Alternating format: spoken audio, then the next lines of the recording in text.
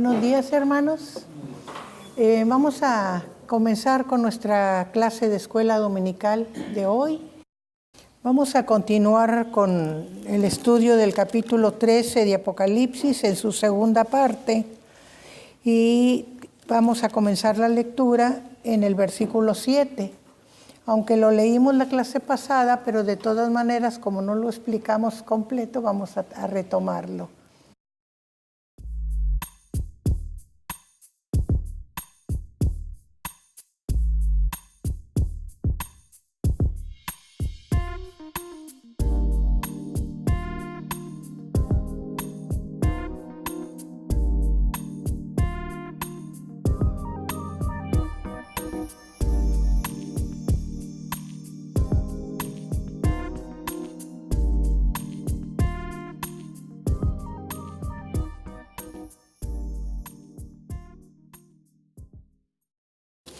Nosotros vemos en este capítulo 13 uno de los más problemáticos, más terribles, más difíciles de Apocalipsis, ¿verdad?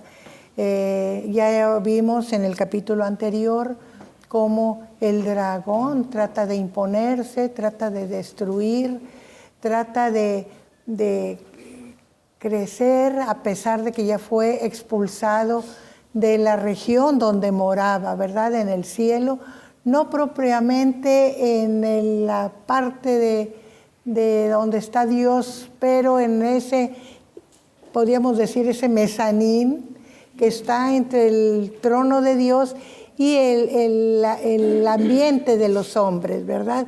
Que sigue siendo el cielo, para nosotros es el cielo, y fue expulsado, ¿verdad? Entonces fue expulsado ¿a dónde? A la tierra. Y trató de destruir, de acabar con la mujer, con la simiente de la mujer que representa a Israel. Y vemos en estos momentos cómo en su furor, ya habíamos explicado que el dragón es un espíritu, el dragón no tiene cuerpo, entonces tenía que tener un agente, un físico para poder actuar de una manera más libre. Entonces hace venir aquella bestia que sale del mar, ¿verdad? A la que le da el poder, y entonces le da poder, le da autoridad, ¿verdad? Y de esa manera tiene un actor que obedece su voluntad, le da toda su autoridad, su poder para que actúe. Y también, ¿verdad? Dice que le permitió, en el versículo 7, hacer guerra contra los santos. Nosotros vemos en este capítulo esos últimos tiempos terribles del Apocalipsis, en donde sentimos que como que todo el mundo es vencido en la tierra, ¿verdad? Y que como que no hay escapatoria. Y sobre todo con este versículo, y se le permitió hacer guerra contra los santos y vencerlos. Y eso nos hace sentirnos muy incómodos, ¿verdad? Y también se le dio autoridad sobre toda tribu, pueblo, lengua y nación. O sea que no nada más a los escogidos del Señor los venció y los mató, ¿verdad? Sino que con todos los demás tenía toda la autoridad. Aquellos que no reconocían a Dios, que no buscaban a Dios, que no adoraban a Dios, sino andaban desbalagados, perdidos en otros asuntos, ¿verdad? Le dio toda autoridad. Entonces, vemos esa cosa terrible, ¿verdad? Y luego dice, y la adoraron todos los moradores de la tierra. En el versículo anterior dice todo pueblo y nación y lengua. Está hablando de todos los pueblos de la tierra, pero en el siguiente versículo, y le adoraron todos los moradores de la tierra, cuando la Escritura habla de la tierra, moradores de la tierra, está hablando del pueblo de Israel, ¿verdad? Entonces hay una diferencia entre el versículo anterior, que es todos los demás pueblos, tribus, naciones, y los moradores de la tierra, es que está hablando del pueblo de Israel. Dice, cuyos nombres no estaban escritos en el libro de la vida del Cordero, que fue inmolado desde el principio del mundo. Quiere decir los que no eran del Señor, ¿verdad? Lo adoraron. Y lo sigue diciendo, si alguno tiene oído, oiga. Estas palabras no son muy conocidas porque Jesús las usaba mucho cuando Él predicaba. El que tiene oídos para oír, oiga. Quiere decir, bien, si tú eres sensible a lo que yo estoy diciendo, tú estás escuchando realmente, sigue lo que estás escuchando. Esa es vamos a decir, lo que quiere decir el que tiene oídos para oír, oiga. Siga la recomendación, siga la enseñanza, siga el consejo. Entonces, oiga, dice aquí. Y luego sigue diciendo, ¿qué van a oír? ¿Qué es lo que van a hacer? Poner atención. Si alguno lleva en cautividad, va en cautividad. Si alguno mata a espada debe ser muerto. Aquí parecería que está usando la típica de la ley de talión. Tú haces, así se te hará. Pero en realidad aquí lo que está diciendo es, va a haber gente que va a llevar en cautividad. Y el que es puesto en cautividad, vaya, sométase, siga, ¿verdad? Eso quiere decir. ¿Por qué? Porque recordemos que todos los que no obedecieron la palabra de Dios y la siguieron en el tiempo de la gracia, los que se conviertan después, por haber sido tan reticentes, su pago va a ser la vida. Van a ser mártires. Todo el que siga al Señor va a ser mártir. ¿Por qué? Porque la bestia no permitirá a nadie que crea en el Señor vivir, ¿verdad? Entonces, ese va a ser vamos a decir, su pago por su reticencia a creer en el tiempo oportuno. Y aquí se pasó el tiempo de la gracia, entonces todos los que crean van a ser mártires, ¿verdad? Por eso dice, ¿verdad? Aquí las palabras están dirigidas hacia los que hacen el mal y hacia los que reciben el mal. El que recibe el mal, tenga oídos para oír, oiga y vaya. Esto nos recuerda algo en el Antiguo Testamento que fue muy combatido, el mensaje de Jeremías. Jeremías decía cuando llegó la invasión de Nabucodonosor, váyanse de prisioneros, porque su premio será la vida. Váyanse, porque los demás, los que se queden, los que sean reacios, van a morir a espada, de pestilencia, de hambre. Váyanse, su premio es la vida.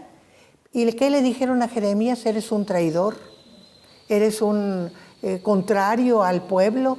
El rey no lo podía ni ver, ¿verdad? Entonces, es el mismo caso aquí, ¿verdad? Es el mismo caso. ¿Por qué?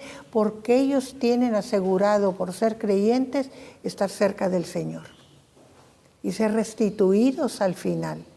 Por eso, el que vaya en cautividad, el que esté en cautividad, váyase, ¿verdad? Eso es lo que significa. Y claro, el que lleva en cautividad, pues va a tener su premio, es el momento del juicio, ¿verdad? Pero aquí eso es lo importante. Y luego dice, si alguno mata a espada debe de ser muerto.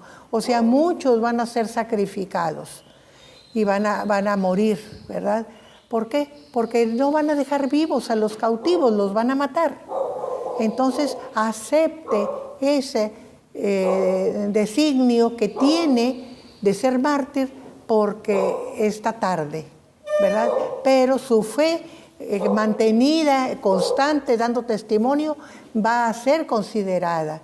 Y recordemos que yo les había dicho cómo los círculos se sobreponen, y ya los habíamos visto a estos mártires de este momento de la gran tribulación, cómo están debajo del altar como almas. No están redimidos todavía, están como almas. Luego serán redimidos, ¿verdad? ¿Y qué les dice el Señor? Pues cuando claman, espérense. Primero tenemos que reunir a todos los que se convertirán y entonces vendrá la redención. Entonces es lo que vemos aquí. Por eso dice, el que tiene para oídos oír, oiga, oiga esto, déjese llevar, déjese matar porque no hay otro camino, ¿verdad? Y luego dice, al final, aquí está la paciencia y la fe de los santos. O sea, tienen que tener paciencia para sufrir todo lo que está pasando. Y aquí está la fe. Mantienen su fe hasta el final, tendrán su premio, su beneficio, su redención en el momento en que el Cordero se haga cargo de todos los asuntos, ¿verdad? Por eso les digo que este es uno de los capítulos más difíciles, más cruentos, vamos a decir. Ya vimos muchas plagas, pero este es uno de los más pesados. Y sigue diciendo, bueno, hasta ahí leímos. Vamos a seguir la lectura al versículo 11.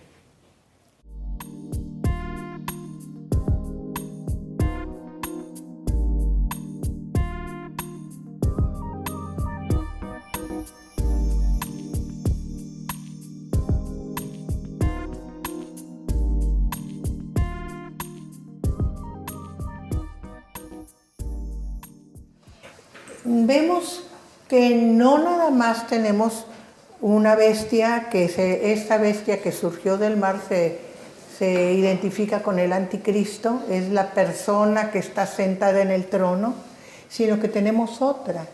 Y esta otra surge, dice que subía de la tierra, ¿verdad? Entonces esto nos da idea de más una persona, ¿verdad? Más común y corriente que la primera, ¿verdad?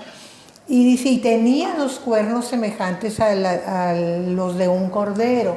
Nosotros hemos estado viendo cómo Satanás ha tratado de imitar a Dios en todo. Entonces, la primera bestia que subió del mar es como queriendo aparecer como Cristo, ¿verdad? Y entonces vemos esta otra bestia que surge de la tierra, que se quiere asemejar a un cordero, es como diríamos, como dice el Evangelio, los lobos con piel de oveja, ¿verdad? Así quiere aparecer la humildad. ¿Por qué? Por la función que va a desempeñar.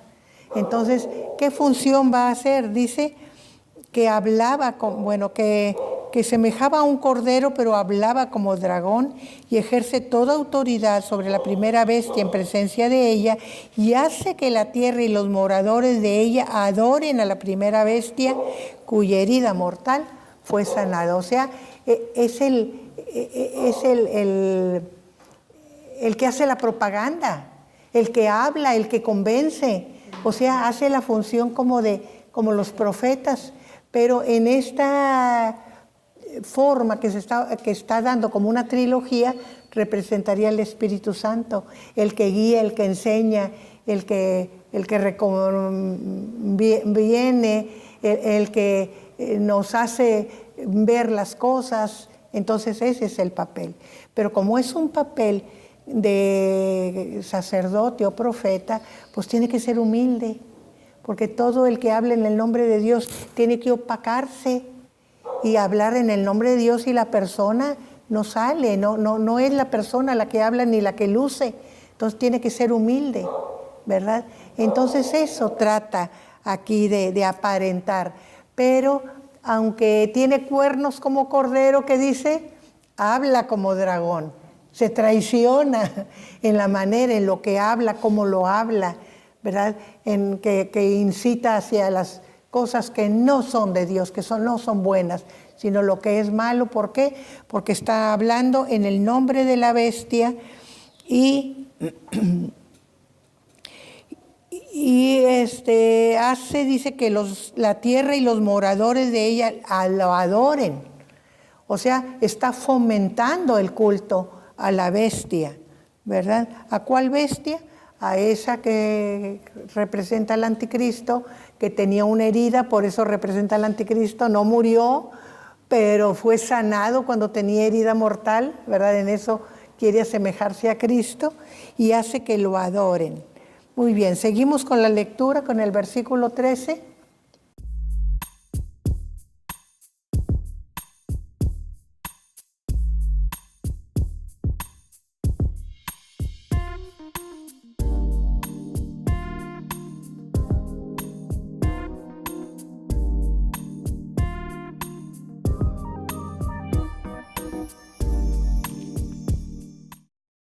Vemos aquí cómo otra de las acciones que lleva a cabo también hace grandes señales. O sea, aquí el propósito es engañar. Como están suplantando a Cristo y al Espíritu Santo, entonces todos los portentos que veíamos en el tiempo de la predicación del Evangelio, está tratando de reproducirlos. Y entonces grandes señales de tal manera que aún hace descender fuego del cielo a la tierra delante de los hombres. Y esto nos recuerda a Elías, cuando en presencia de los sacerdotes de Baal hace descender fuego del cielo para encender y quemar completamente el sacrificio que Elías estaba ofreciendo. Mientras los sacerdotes de Baal no lograron nada que se encendiera por obra de su Dios el sacrificio, en cambio Elías lo logra en un momento, y no nada más que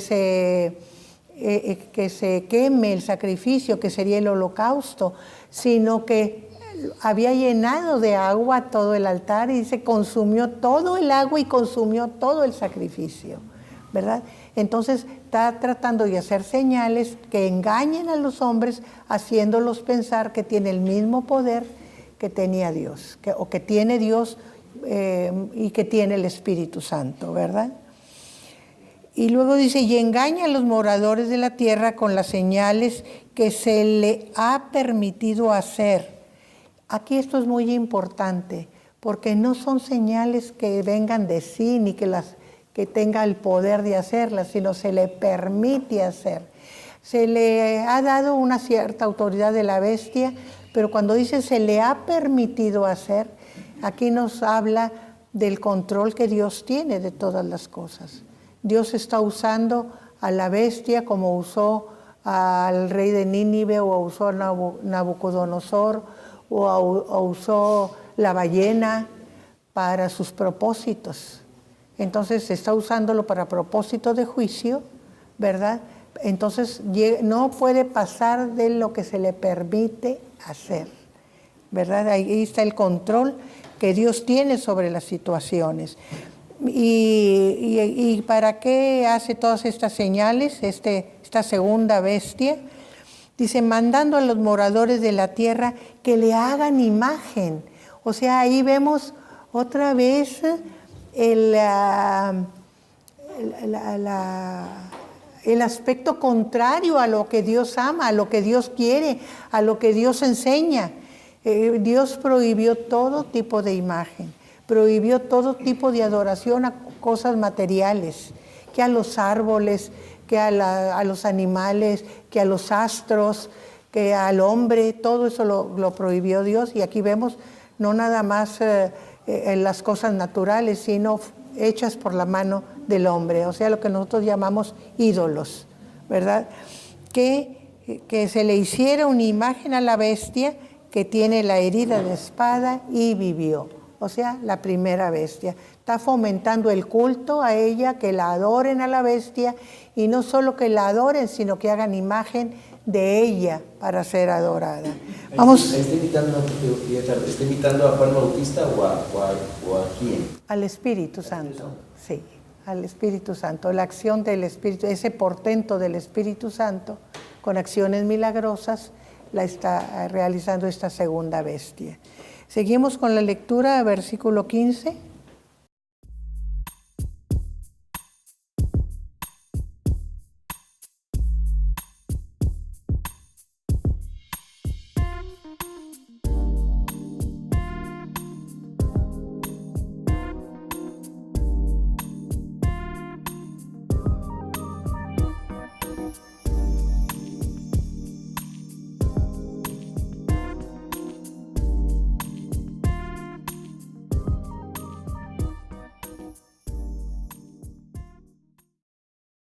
Bien, dice la lectura, dice, y se le permitió infundir aliento a la imagen de la bestia para que la imagen hablase e hiciese matar a todo el que no la adorase. Aquí nosotros tenemos esos portentos, podríamos llamar, ¿verdad? Que algo inmaterial tome como si tuviera vida y hable, pero esto no es nuevo en la historia de la humanidad. Los arqueólogos han encontrado en los templos, tanto griegos como romanos, aquellas imágenes que según esto hablaban, y han encontrado los tubos de sonido que iban a las cámaras de los sacerdotes. Entonces los que hablaban eran los sacerdotes en la cámara, pero a través de un sistema, ¿verdad?, tubular, como podía ser un órgano, o parecía, o daba la impresión que el ídolo hablaba. Y aquí pues es muy artificial, ¿verdad? Pero en trata de hacer algo semejante, infundiéndole como si tuviera vida aquella imagen, ¿verdad? Y dándole poder a la imagen. Y aquí nosotros podemos explicarnos un poco por qué darle poder a la imagen. Pues porque la bestia era buena, la bestia era buena, nada más que tenían que adorar la imagen, y era la imagen la que daba las órdenes de matar a la gente que no la adoraba. Ven aquí el juego, ¿verdad? Para dominar las conciencias de los humanos, ¿verdad? Entonces ahí no podían culpar, era la imagen la que estaba dando las órdenes, ¿verdad?, de matar. Ahora, a todo el que no la adorase, y pensemos que son tiempos finales, todavía más adelante de lo que estamos viviendo ahorita, y pues prácticamente ahorita cualquier ser humano puede ser observado. Cualquier humano recibe señales de todo el mundo para ver y también para saber qué vemos, porque sabemos que en radio, en televisión, ellos tienen la capacidad de saber cuántos aparatos se prenden y están en tal o cual programa, porque así llevan su rating de audiencia, ¿verdad?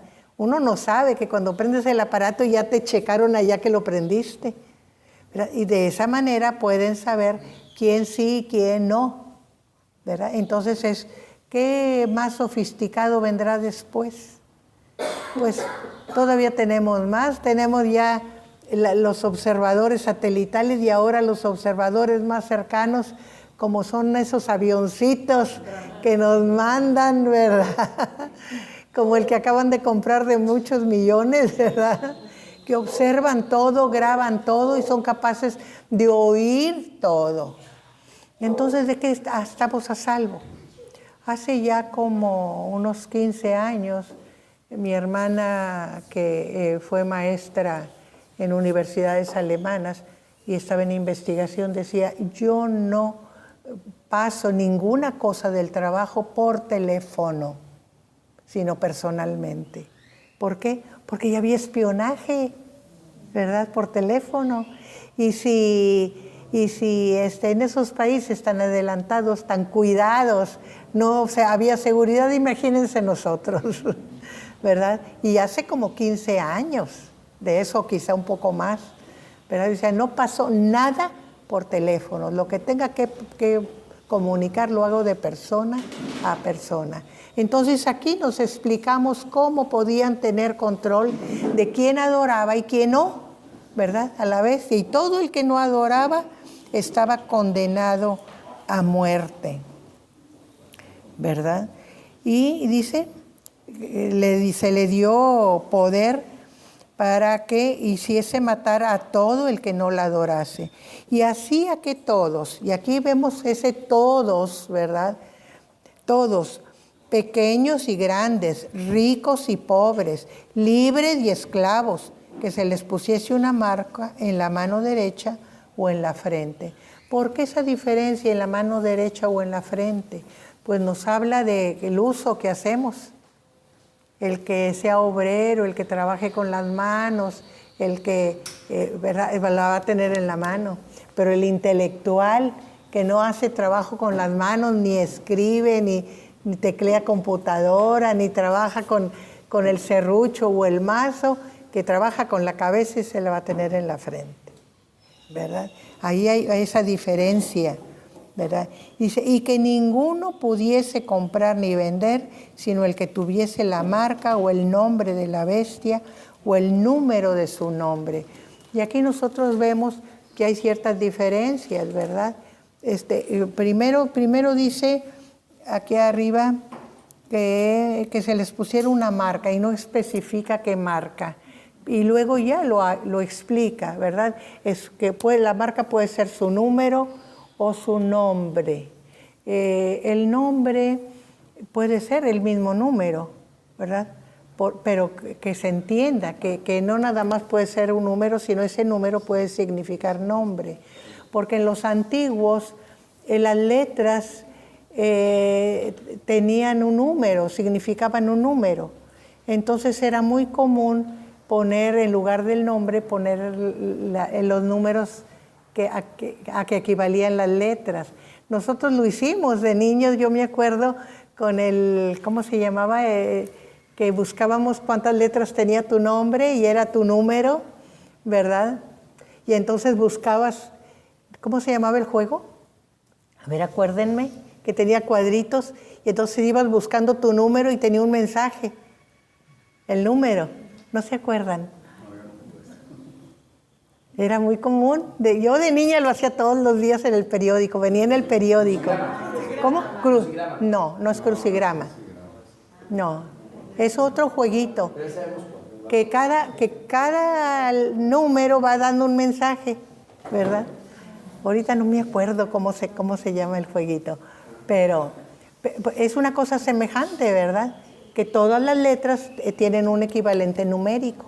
Aquí eran los números, por ejemplo, la A, el 1, la B, el 2 y así.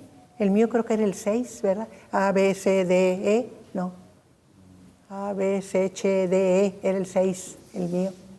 Entonces, era como buscábamos. Entonces, aquí vamos a ver que va a haber o el número o que equivale al nombre. En los griegos era muy común que hacían sus versos y los dedicaban al número tanto, ¿verdad? Para no descubrirse así tan descarados cuando, por ejemplo, los dedicaban a una dama y la dama era casada. Entonces no era tan obvio, ¿verdad? Ahora los nombres se repiten, entonces por eso el número, ¿verdad? Y dice, sí. Maestra, aquí como que no se pudiera causar un poco de confusión el 17, porque dice, sino el que tuviese la marca o el nombre de la bestia. Sí. O el número de su nombre. Sí. No ser el nombre de la bestia. Sí. No el de él, ¿verdad? No, es el de la bestia. El de la bestia. Sí. No el nombre. No. En los eruditos dicen que, por ejemplo, Balaam tiene en hebreo que equivale al 666, ¿verdad?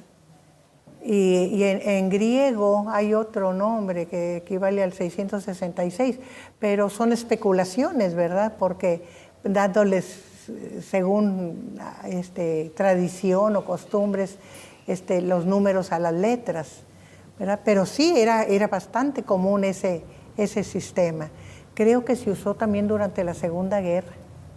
Creo que se usó también para pasar mensajes, un método criptográfico muy primitivo. Luego ya vinieron códigos más complejos, pero esos fueron al principio y en la Edad Media también se usaron, ¿verdad? Bueno, entonces seguimos. ¿Y qué objeto tenía también? No nada más marcar. Miren, esto es otra vez imitando a Dios. Como Dios nos sella, somos sellados con el Espíritu Santo y Dios nos reconoce con ese sello del Espíritu Santo, igual que aquí fueron sellados los 144,000 para no ser tocados. Trata de imitar la acción de Dios sellando también a los suyos, ¿verdad? De esa manera los que tienen sus sellos son de Él, ¿verdad? Ahora ya sabemos que el malo es te trata mal y te paga mal, ¿verdad? Porque es engañador, pero de todas maneras para tener marcados a los suyos. Una forma de imitar también a Dios, ¿verdad? Dice, aquí hay sabiduría. ¿Qué quiere decir? Te he dado inteligencia para que la uses. Entonces, esta es cuestión de que sepas, de que conozcas, de que investigues y que te prepares buscando y conociendo. Aquí hay sabiduría. El que tiene entendimiento, o sea, use la sabiduría dada. El que tiene entendimiento, cuente el número de la bestia. O sea, dése cuenta. Porque si tú crees que es una gran figura, que es un Dios, no es así, ¿verdad? Date cuenta que no es así. Cuente el número de la bestia, pues es número de hombre. Y aquí está diciendo que no es nada oculto, de que nada más los seres espirituales pueden darse cuenta o enterarse, sino que es algo que cualquier ser humano puede encontrar y entender. Es un número de hombre y su número es, y aquí lo da, dice 666. Sí. En una ocasión había una persona medio circular que decía, somos una generación privilegiada, Aaron. Una compañera de trabajo, somos una generación privilegiada porque vivimos los dos mundos, el mundo actual tecnológico como el mundo sin tecnología, avanzada, digital. Y cuando esto, pues seguramente los que fuimos cristianos de niños leímos este capítulo hace 60 años, ¿no? Más o menos. Los que somos sesentones. Sí. Y se nos sonaba increíble. Y ni idea. Y esto era increíble. Y ahora lo vemos y es sorprendente. Quizá para una persona millennial, con todo respeto, pues puede ser totalmente natural el internet y todo eso. Pero yo les platico a mis alumnos de la universidad que por 5 años casi alcanzaba la regla de cálculo. Es decir, no había calculadoras de sumar y restar. O sea, por tantito lo alcanzaba. Pero seguramente los que tienen 70 años... En mi época era lo máximo la regla de cálculo y era importante el que la sabía usar. Y se quedan mis alumnos sorprendidos, o sea, piensa que estoy jugando y dicen, no, a ver, era como un ábaco, les digo, a ver, era con palitos y con bolitas prácticamente en un sistema métrico que se tenía ahí, un instrumento, pero era el equivalente. Y se ríen creyendo que estoy como jugando.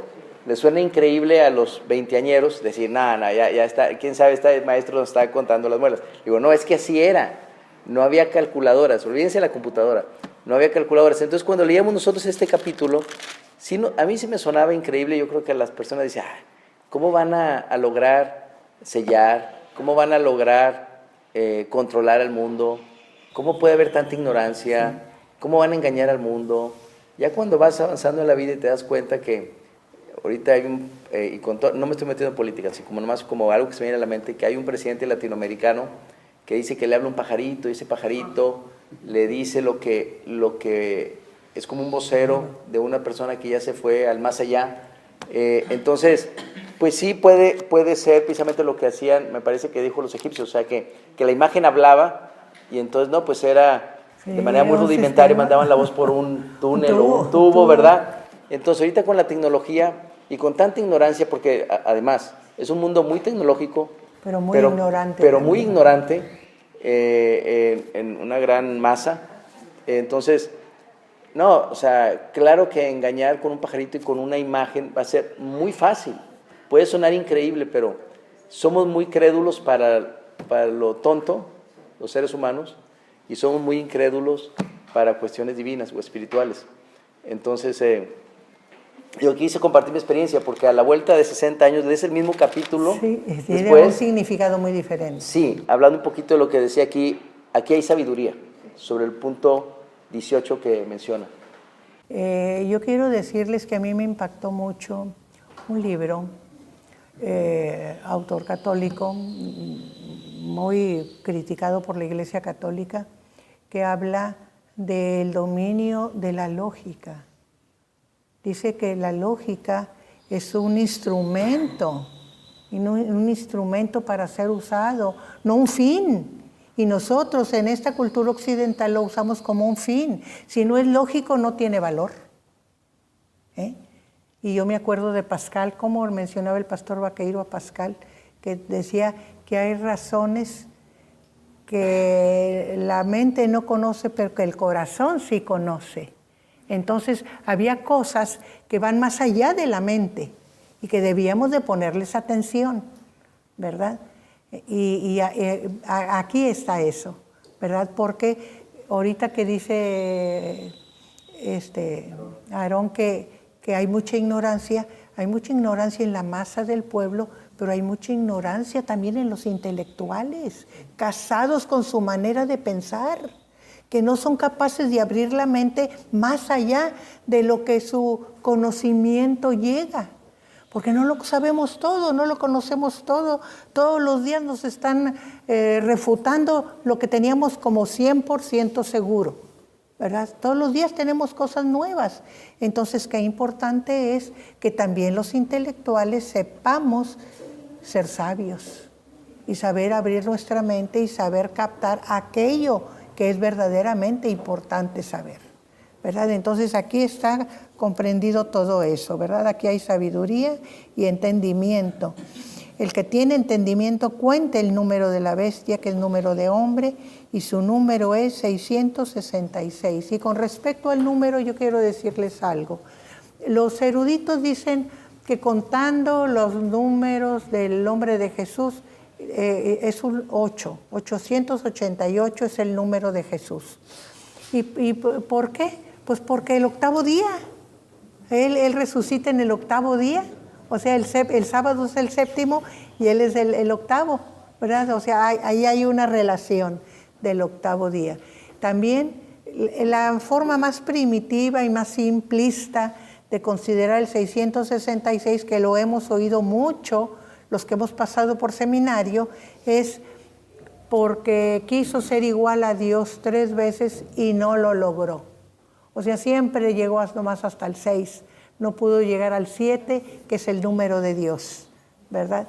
Entonces esa es una de las explicaciones, le digo, la más simplista que hay, ¿verdad?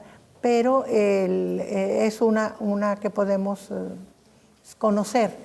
Ahora, lo que trata este número es darnos precisamente un nombre, pero ya a medida que vayamos avanzando en conocimiento y en las cosas, tendremos la capacidad en verdad de descifrar este nombre, porque se los han tratado de atribuir a muchos personajes históricos, ¿verdad? Uno de ellos, de los más recientes, pues Hitler, a Nerón, ¿verdad? Hasta Napoleón, a Alejandro Magno, que son los que han dominado el mundo y han tenido influencia en todo el mundo o en casi todo el mundo, ¿verdad? Pero con las características de persecución y destrucción y pues Hitler sería un personaje que cabría muy bien en ese esquema, ¿verdad? Pero sin embargo no nos podemos nosotros fijar, sino tenemos que esperar lo que Dios nos va mostrando. Bueno, como ven, este capítulo es tremendo, ¿verdad?